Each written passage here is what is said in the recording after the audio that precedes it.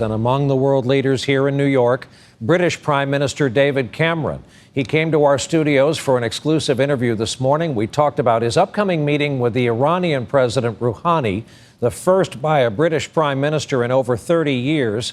And I started by asking Mr. Cameron if British warplanes would join in the airstrikes currently underway.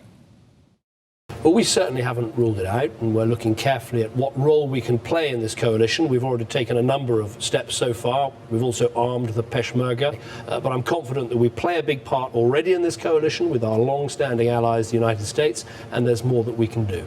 Talk to me about your talks with Rouhani. It would certainly prove the adage, the enemy of my enemy is my friend. Well, there's a reason why a British Prime Minister hasn't met an Iranian president since 1979, and I will do it not having softened in any way my views about the things that Iran has done and continues to do. I will be very clear. We think they are wrong to have this nuclear weapons program. We think they are wrong to support terrorist organizations. But the fact is, if we want to have a successful, democratic, pluralistic Iraq, and if we want to have a successful, democratic, pluralistic Syria, Iran can play a constructive role in helping to bring that about.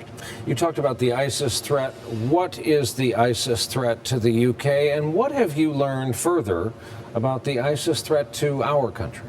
I think the threat is very clear, that you've got here not a terrorist organization that is, as it were, leeching off another state, as we had in Afghanistan with al-Qaeda and the Taliban state. Here you've got ISIS, which is a terrorist organization controlling a state. It has oil, it has money, it has territory, it has weapons.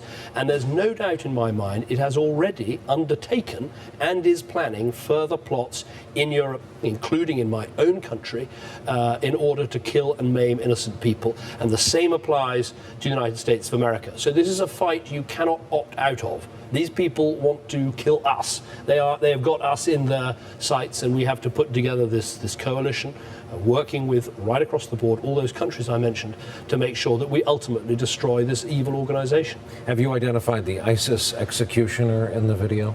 We have done a lot of work, and we are very close to that. And we've got to make sure that these people find justice, whether it is justice meted out in the deserts of Syria or justice at home. Part of our exclusive conversation with British Prime Minister David Cameron earlier today here in New York.